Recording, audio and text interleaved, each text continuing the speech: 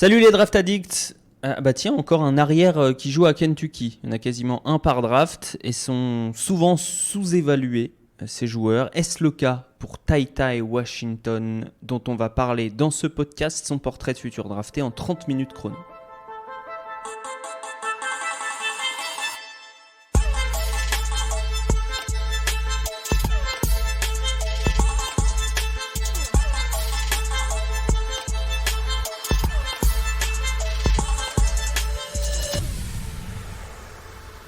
Pour le portrait de Titi, voici donc Mémé, Gros Minet, Hector le Bulldog, évidemment, comme ça c'est fait. Hugues, Manu, Ben, comment allez-vous? Salut. Salut, ça va très bien toi? Salut. Je fais la mamie. Très bien, ça va très très bien, effectivement. Vous connaissez le principe, pour ceux qui écoutent, partie 1, carte d'identité du joueur, pour poser les bases. Partie 2, on se projette un peu plus dans l'avenir, dans la projection justement, et ce qu'il sera dans 1, 2, 3, 4, 5 années, même plus.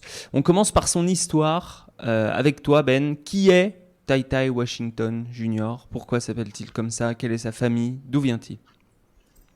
Né à Phoenix, en Arizona, le 15 novembre 2001. Tai Tai Washington a donc 20 ans. C'est un freshman qui est un peu plus vieux.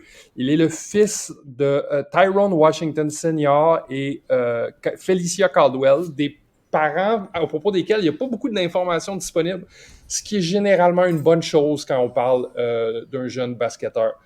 Maintenant, tout le monde se demande c'est quoi ce nom-là, Tai Tai? Pourquoi il s'appelle Tai Tai? Ben, j'ai la réponse pour vous. Le vrai nom de Tai Tai Washington, c'est Tyrone Washington Jr. Son père se fait surnommer Tai. Donc, lui, le nom au départ qu'on voulait lui donner, c'est TJ. Il ne voulait pas se faire appeler TJ. Donc, son père a décidé de l'appeler Tai Tai et ça lui a plu. Donc, Tai Tai Washington est allé à l'école au high school US, à l'école César Chavez, puis au AZ Compass Prep. Je me suis intéressé à ça un peu ce matin, savoir qu'est-ce que c'est exactement AZ Compass Prep, parce qu'on entend un peu parler sur le circuit varsity aux États-Unis, mais pas beaucoup. Exact. Et Tai Tai Washington, dans le fond, c'est une école qui est basée à Phoenix ou à Tempe en Arizona, à Chandler en Arizona, pardon. Et ce n'est pas seulement une école de sport, c'est pas seulement une prep school de sport, c'est une prep school pour les arts aussi, puis une prep school académique pour les jeunes avec beaucoup de talent qui visent les hautes universités. C'est un milieu qui me semble, ma foi, très sain pour faire évoluer un jeune athlète de très haut niveau. Et Tai Tai Washington a pas fait tout le circuit high school élite, mais il a fait le Jordan Brand Classic, donc il est quand même habitué à jouer à un très haut niveau. C'est un jeune garçon qui est très discret, mais je crois qu'il y a un intense compétiteur qui se cache là-dessous, parce que vous savez, cette année, il a battu le record de passes décisives dans un match de John Wall à Kentucky, qui je crois était de 16, et il a battu avec 17 passes décisives. Et il s'est fait dire par ses coéquipiers au quatrième quart, « Hey, Tai Tai, t'as besoin d'une passe pour battre John Wall, puis avoir ton nom dans le livre des records de Kentucky. » C'est exactement ce qu'il a fait au moment même. Donc, d'après moi, il y a un petit feu compétitif qui se cache qu'on n'a peut-être pas vu encore à Kentucky. Puis il y a des raisons à ça. C'était un commit très, très tardif à Kentucky. Ouais. Il s'est tout d'abord commis à Creighton. Et il a décommis lorsque le coach de Creighton, Craig McDermott, a inexplicablement comparé son équipe à une plantation d'esclaves. Ouais. Donc, il a décidé d'aller se faire voir ailleurs. Donc, il est allé à Kentucky à la place. Il est arrivé très tard. Évidemment, il y avait des promesses qui avaient été faites à Xavier Wheeler, le meneur de Kentucky, qui a visiblement moins de potentiel. Donc, Tai Tai Washington joue beaucoup off the ball cette année, mais tous les flashs qu'on a vus on-ball laissent croire qu'il s'agit d'un joueur quand même d'exception. Là. N'en disons pas trop. Garde-en Ouais, sous le pied, Ben. exactement. Garde-en Exactement. sous le pied. Je m'arrête ici. Merci pour la présentation. Et donc, c'est intéressant de savoir que si Tai Tai a un fils, il s'appellera donc Tai Tai Tai, probablement, si on garde la même logique. Hugues, c'est à toi de nous parler du corps du monsieur Tai Tai Washington. Quel physique a-t-il? À quoi ressemble-t-il sur un terrain et en dehors?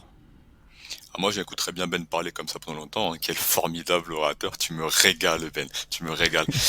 Tai Tai, c'est un garde, du coup, 1m91, assez développé déjà en termes de poids. Il fait 91 kilos à peu près. Par contre, il a une très, très belle envergure de 1m08, donc c'est 6 pieds 9, si je suis dans le système américain ou canadien. Je vais pas faire d'énervement du côté de Ben ce soir. C'est un joueur qui, alors, physiquement ressemble beaucoup à Charles Soignon. Si vous connaissez pas l'humoriste française, allez-y. Là, c'est un sosie assez particulier. Pour le côté athlétique, on a un premier pas intéressant, mais il est pas élite à mes yeux. C'est un joueur qui est assez puissant, qui a beaucoup compté sur son physique jusqu'à présent pour dominer les extérieurs, et c'était ce qu'on voyait au parcours inférieur. Cette année, au niveau NCAA, il prend moins le dessus dans son physique au niveau du contact. D'ailleurs, il a fait un premier match contre le Bulldog Trevor Kills de Duke qui l'a complètement écrasé, ça lui a fait tout drôle. C'est un joueur qui est pas une menace verticale de très très haute qualité si on compare aux extérieurs hyper explosifs qu'on a pu avoir ces dernières années, et même dans sa cuvée draft, quand on parlera un jour de J.D. Davison par exemple. Après, au-delà de ça, c'est un gars qui a des grosses difficultés à travers les écrans, qui se fait beaucoup prendre dans les écrans. Est-ce que c'est un défaut de latéralité? Je pense. Je le vois souvent battu sur les premiers pas adverses, et un problème de rotation au niveau des hanches. Au niveau de l'équilibrage du corps, je trouve qu'il est assez gainé, assez intéressant, notamment dans l'élévation. Il tient bien. Et il y a une petite peur d'aller au niveau du panier, alors que c'est un joueur qui était assez physique jusqu'à présent. Donc ça, j'ai envie de savoir, est-ce que c'est plus physique, est-ce que c'est plus technique, est-ce que c'est plus mental, et à suivre. Je suis très surpris de savoir qu'il fait un taille-poids. Il fait fin visuellement, je trouve, mais ça veut dire qu'il est dense aussi. Manu, pourquoi parle-t-on de lui? Pourquoi parle-t-on de Tai Tai Washington comme d'un prospect qui devrait être drafté théoriquement en juin prochain? Parce que c'est un meneur qui est capable de quasiment tout faire. Moi, j'aime beaucoup sa capacité au tir, notamment capable de pull-up de partout sur le terrain. Donc ça, moi, je trouve ça super intéressant pour un meneur. Et aussi pour sa vision de jeu. Ben, on a parlé de son record à 17 passes décisives. Il est très très bon là-dedans, même si pour être encore meilleur, je pense, en NBA avec le spacing et avec des joueurs un peu plus développés, notamment sur le pick and roll, où il est très très très faible sur ce qui est proposé à Kentucky. Donc, pour moi, c'est vraiment ces deux choses-là, sa vision de jeu, de passe, et sa capacité à tirer de toutes les façons et un peu partout, sauf près du cercle, quoi. Il y va pas trop souvent. C'est peut-être la chose à travailler pour le futur. Effectivement, il ne va pas au cercle. C'est la grosse critique qui est faite à Tai Tai Washington cette saison. Donc on va commencer les questions par là. Si vous voulez bien, effectivement, son taux de lancer franc est inférieur à 15, qui est très très très très rare pour les prospects NBA prévus dans le top 20, on va dire. Pourquoi il n'y va pas d'abord? Pourquoi il n'y va pas, Ben? Est-ce que c'est un problème? Est-ce que c'est un problème qu'il n'y aille pas? Et si oui, pourquoi il n'y va pas? Est-ce que il manque du dribble? Est-ce qu'il manque de la vitesse? Est-ce qu'il manque de la volonté? Est-ce que c'est le système de Calipari? C'est un problème, oui et non. Ça va être un problème dépendant de la situation dans laquelle il va tomber. Si on lui demande d'être un joueur comme il est à Kentucky, un peu off-ball, un peu de deuxième créateur en attaque half-court, ça va être un immense problème qu'il ne puisse pas attaquer le cercle. Si on lui donne le ballon, moi j'ai vu des capacités intéressantes au pick and roll, avec un bon partenaire de pick and roll, avec justement, comme disait Manu, des shooters pour espacer. Moi, je pense qu'il va se rendre beaucoup plus souvent au cercle qu'il l'a fait à Kentucky. Mais là, à savoir s'il y a une espèce justement de gêne dans l'espace, justement dans les petits espaces de problèmes physiques. Je pense pas que ce soit un problème si physique que ça, parce qu'il est quand même assez dur au contact. Mais je crois qu'il y a définitivement beaucoup de potentiel de développement à passer dans des petits espaces, un peu à la Rajon Rondo dans ses belles années, puisque Rajon Rondo dans ses belles années, si vous vous rappelez, c'était un finisseur absolument incroyable, parce qu'il est fait petit. Il est fait petit, il est fait très très fin, comme on dit en France. Et moi, je crois que c'est vraiment un de ces joueurs typiques, comme je le disais sur Twitter ce matin, qui m'a attiré beaucoup de réponses, que John Calipari cache un peu dans son jeu. Moi, je crois que si on donne le ballon à TyTy Washington, puis on le fait jouer en pick and roll dans une attaque de NBA, je crois qu'il va se rendre beaucoup plus souvent au cercle. Je crois que Hugues est pas d'accord. Pas totalement. En fait, on a eu droit à 2 matchs où Xavier Wheeler était blessé parce qu'il prend des impacts gigantesques et qu'il est tout petit, donc il finit très souvent au sol. Il y a une compile hyper drôle à voir sur internet, c'est pas bien. Le meneur titulaire. Coupable. Et on l'a vu balle en main, on l'a vu initier du pick and roll, etc. C'est un très très bon passeur, on va y revenir, je pense, un très très bon passeur pour les rollmen, des passes au sol, des bonnes passes formidables, une gestion du tempo incroyable. Il a un flotteur, il a un excellent flotteur, un excellent runner. Il y avait Pierre qui nous donnait, donc Pierre qui est le spécialiste SEC envergure, qui nous donnait la stat. Je crois qu'il a un des meilleurs pourcentages au flotteur de toute la NCAA, mais ça en devient ridicule. C'est que certaines fois, il a des lay-ups ouverts. Enfin, il y a un accès vraiment au panier, il y a un défenseur, même un défenseur extérieur, et il prend un flotteur à 1 contre 0 ou à 1 contre un mec externe. Donc, est-ce qu'en NBA il y aura plus d'espace? Oui. Est-ce qu'il ira plus au cercle? Je suis pas sûr, en fait. Il aime tellement le mi-distance, il en fait tellement que ça me semble vraiment problématique comme aspect de son jeu. Est-ce qu'il y a, Manu, un problème d'efficacité du coup potentiel à ne pas aller ni sur la ligne des lancers francs ni au cercle? Il va au cercle 2 fois par match, en gros il a 2 tentatives près du cercle par match, pile poil je crois, et il prend très très peu de lancers francs, on l'a dit. Est-ce que pour toi ça peut poser un problème d'efficacité? Est-ce que il a existé des joueurs dans ce moule-là, avec cette attitude-là, et qui ont été meneurs titulaires par la suite en NBA? Là, comme ça, des exemples, non.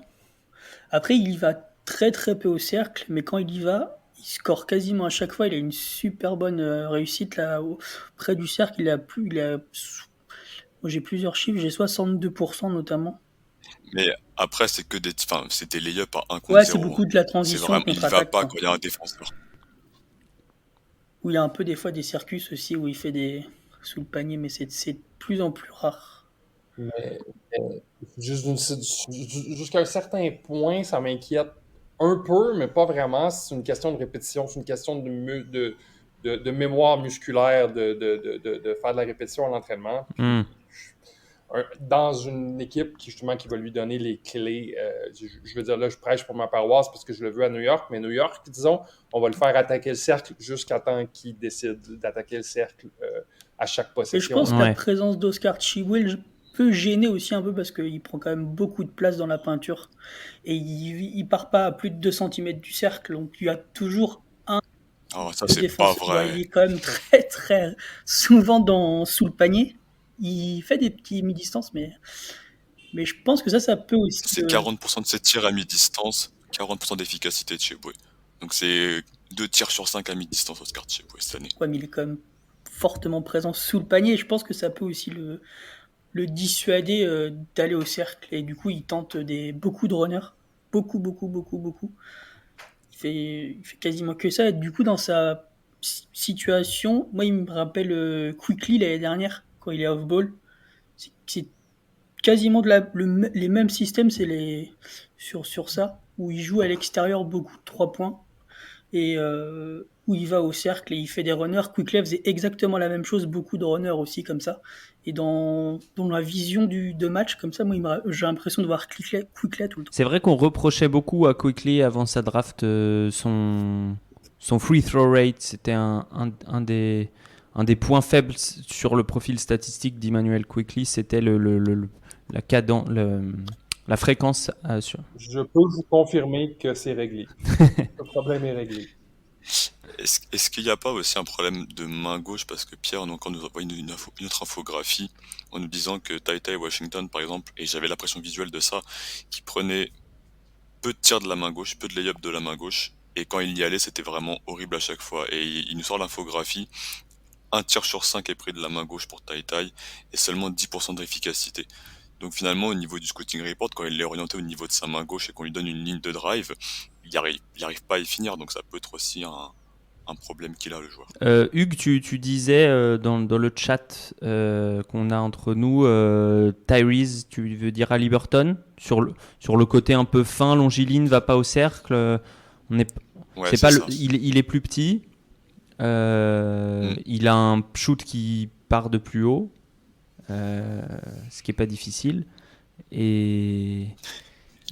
Mais ce côté qui va pas au panier, qui est un excellent gestionnaire de l'entre-deux, un excellent passeur de l'entre-deux, et moi je pensais que Tyrese Haliburton n'arriverait pas à créer en NBA, et je me suis fortement planté, et du coup ça m'oblige à réévaluer les prospects qui sont peu athlétiques extérieurs mais qui gèrent bien le tempo, comme Tai Washington, et donc c'est mon garde-fou cette année. Chez Tyrese Haliburton, une des caractéristiques, c'était quand même aussi, surtout dans sa première année, quand il avait moins de responsabilités, d'être un défenseur d'équipe extraordinaire, avec un gros cerveau. On en est où au niveau de Tai Washington là-dessus ? Moi, je suis pas fan de ce que je vois. Surtout sur du 1 contre 1 où il est pas top, il se fait beaucoup avoir, je trouve, surtout par les joueurs rapides.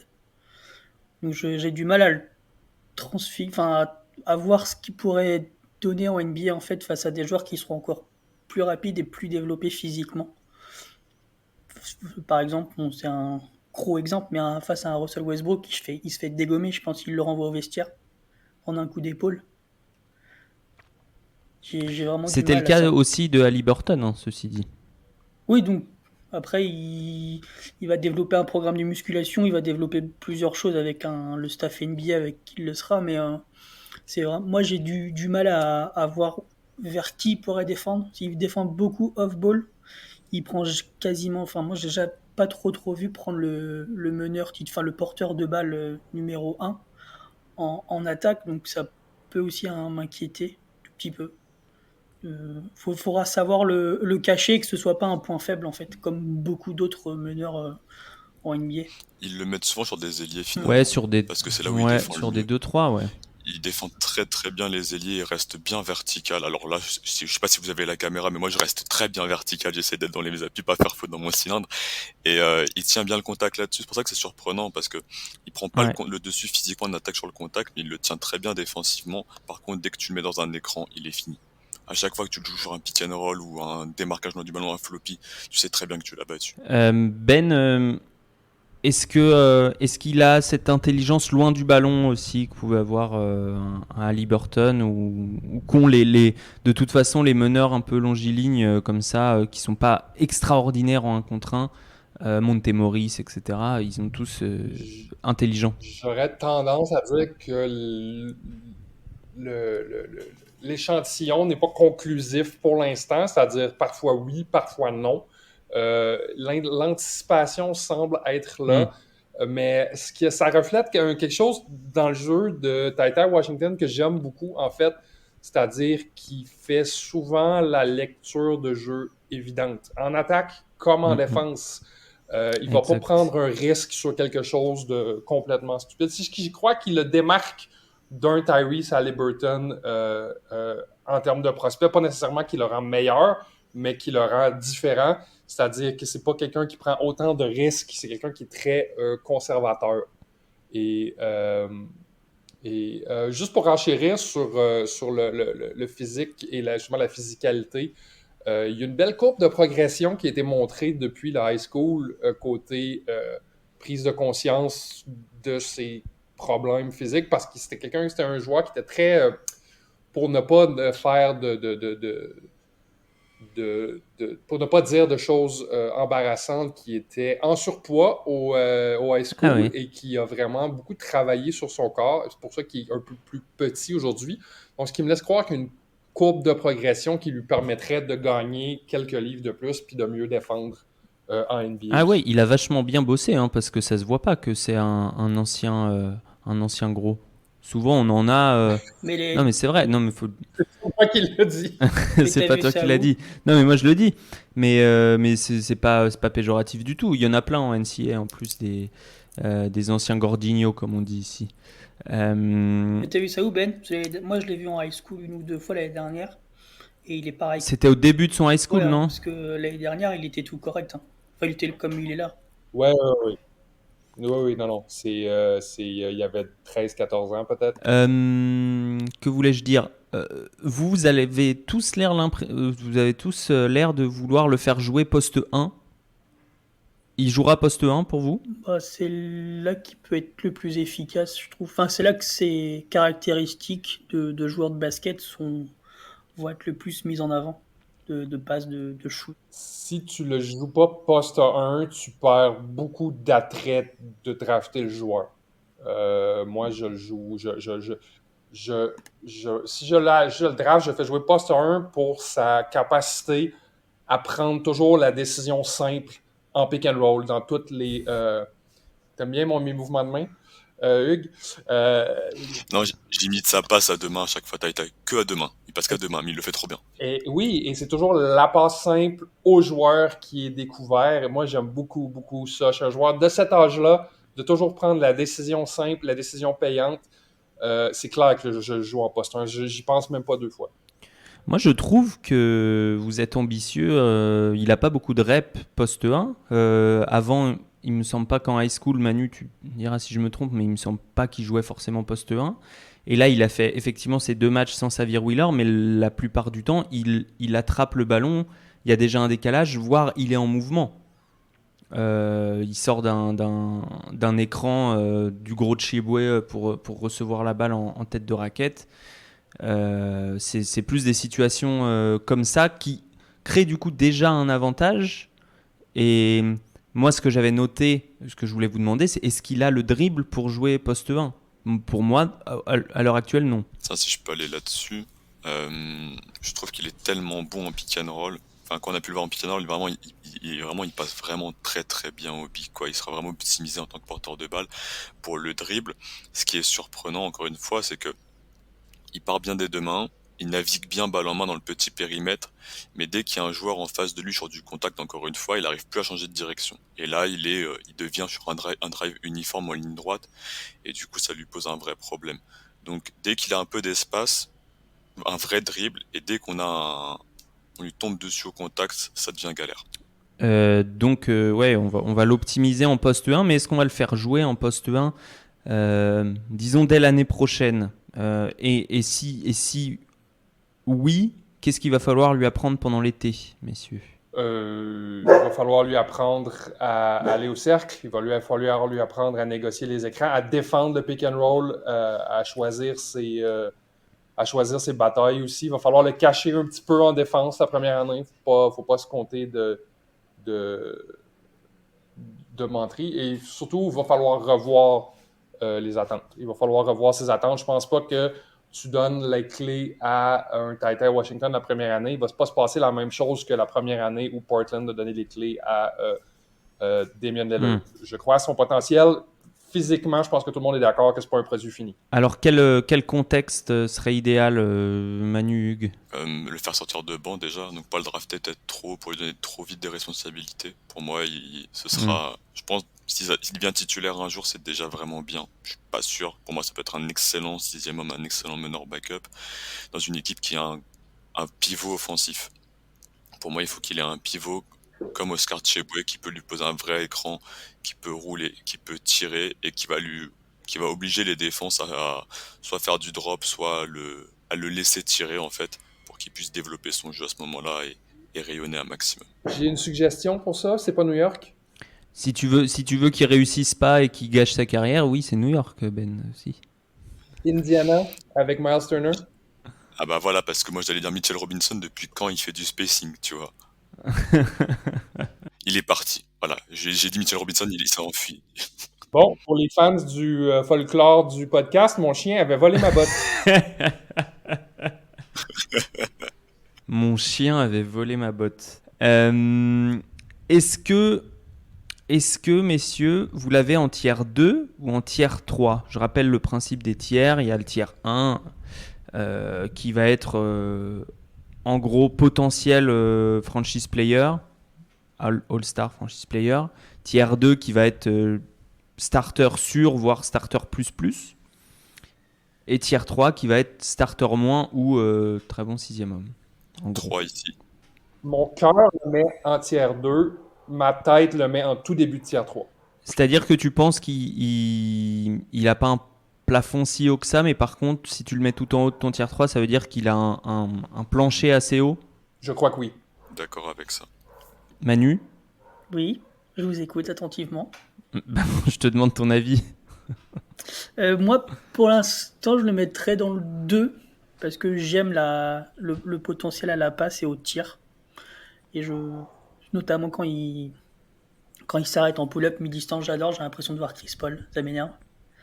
C'est étonnant. Mais pour l'instant, il est 2. Après, faut voir comment ça va évoluer.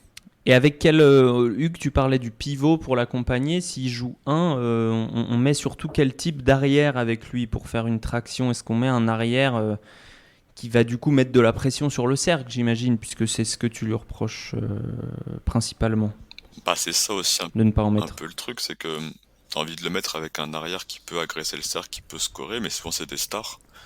Et donc c'est des mecs qui défendent pas. Moi je vois Zach LaVine par exemple, chez moi. Et comme il défend pas non plus les extérieurs, TyTy Washington, est-ce que tu peux avoir un backcourt fiable avec ce mec-là qui aimerait bien Norman Powell, j'aimerais bien, ce genre de gars-là, mais oui, un slasher arrière.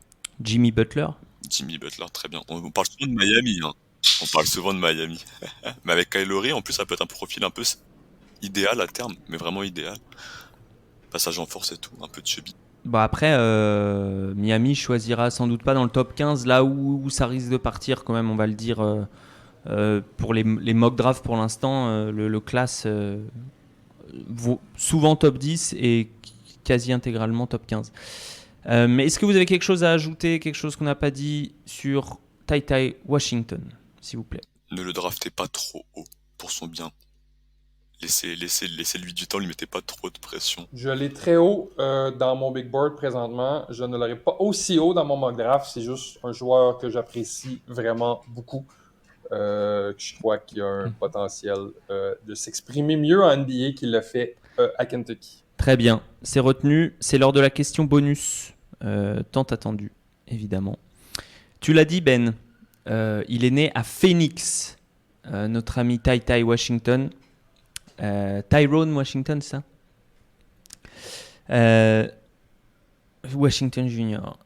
À Phoenix n'est pas une ville de cinéma, mais il y a eu quand même de très bons films tournés à Phoenix. Alors je vous ai demandé de choisir votre film préféré parmi ces 4. Psychose, le Psychose d'Hitchcock, Jerry Maguire avec l'excellent Tom Cruise, Arizona Junior des frères Coen ou Karate Kid, l'original évidemment, pas le reboot. Hugues, je commence par toi. Ah ouais, parce que tu sais que j'en ai vu quasi aucun, superbe. Moi je t'ai proposé dans le commentaire, je t'ai proposé quoi, Twilight, parce que ça se passe un peu à Phoenix, tu vois, ma culture cinématographique. On va dire Psychose, parce que c'est ce que je ressens quand je regarde Kentucky avec Xavier Wheeler à la main. Très bonne réponse. Très très bonne réponse. Manu ? Pas cinéphile non plus, donc je vais dire le seul que je connais, Karate Kid. Karate Kid. Parce qu'il est en apprentissage encore. Tu vois. Ok.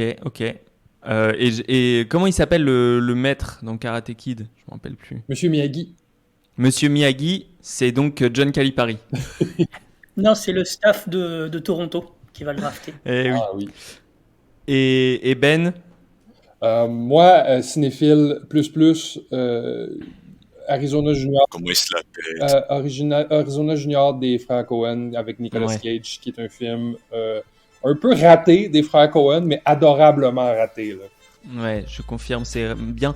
J'ai oublié de la liste Little Miss Sunshine, qui aurait peut-être mis tout le monde d'accord. Je sais pas si vous l'aviez vu, mais qui est un très bon film aussi. Mais moi, j'aurais dit Arizona Junior comme toi, Ben. Voilà, Arizona Junior, donc TyTy Washington Junior pour ce podcast. Son portrait, vous l'avez. Maintenant, à vous de voir si vous le voulez dans votre franchise NBA ou pas. Nous, on se retrouve pour le prochain podcast pour parler d'un autre arrière de cette draft qui est un peu moins coté, mais un peu plus athlétique. On vous laisse la surprise. Ciao!